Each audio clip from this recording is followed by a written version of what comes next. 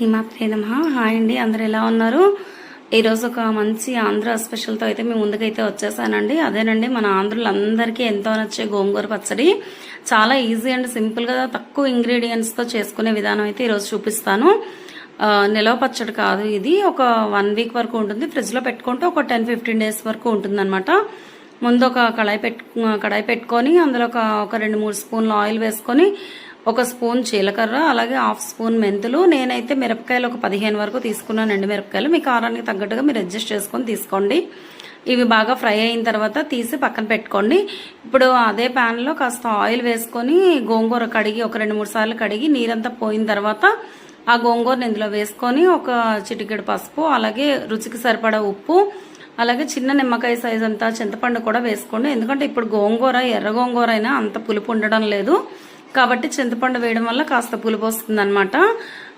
ఇప్పుడు మనం వేయించుకొని పెట్టుకున్న ఎండుమిరపకాయలు, జీలకర్రలోకి 4 వెల్లుల్లి రెబ్బలు కూడా వేసి అదైతే ముందు మిక్సీ పట్టుకోండి. ఇది చూసారు కదా, ఇలా దగ్గర పడిపోవాలన్నమాట. అస్సలు గోంగూరలో వాటర్ అనేది ఉండకూడదు అనమాట.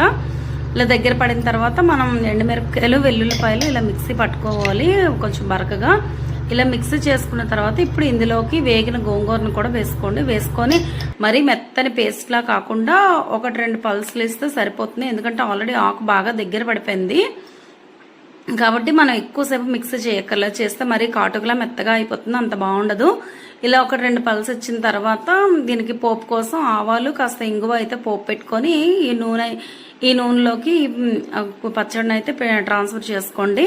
కాస్త చల్లారిన తర్వాత డబ్బాలో పెట్టి మూత పెట్టుకుంటే పైన అయితే ఒక 1 వీక్ వరకు ఉంటుంది. అలా ఫ్రిడ్జ్లో పెట్టుకుంటే ఒక 10-15 డేస్ వరకు ఉంటుంది. చాలా చాలా టేస్టీగా ఉంటుందండి, చాలా బాగుంటుంది, చాలా రుచిగా కూడా ఉంటుంది. వేడివేడి అన్నంలో ఈ గోంగూర పచ్చడి కలుపుకొని తింటే ఆహా చాలా బాగుంటుంది. ఒకసారి మీరు కూడా ట్రై చేయండి. ఎలా వచ్చిందనేది నాకు కామెంట్లో తెలియజేయండి. ఈ వీడియో కనుక మీకు నచ్చినట్టయితే లైక్ చేయండి, షేర్ చేయండి, కామెంట్ చేయండి. నా ఛానల్ని అయితే సబ్స్క్రైబ్ చేసుకోండి. మరిన్ని మంచి వీడియోస్ అయితే మీకు అందించడానికి ట్రై చేస్తాను నేను కూడాను. మీకు ఏమైనా రెసిపీస్ డౌట్ ఉంటే నాకు కామెంట్లో తెలియజేయండి. నేనైతే చేసి మీకు ఆ వీడియో అయితే అప్లోడ్ చేస్తాను. చాలా ఈజీ అండ్ సింపుల్గా చేసుకోవచ్చండి. ఎలాంటి డౌట్ పడకుండా వంట రాని వాళ్ళు కూడా చాలా ఈజీగా ఈ పచ్చడిని అయితే చేసుకోవచ్చు. గోంగూర పచ్చడి నాకైతే చాలా ఫేవరెట్ అండి. మీకు ఫేవరెట్ అయితే కామెంట్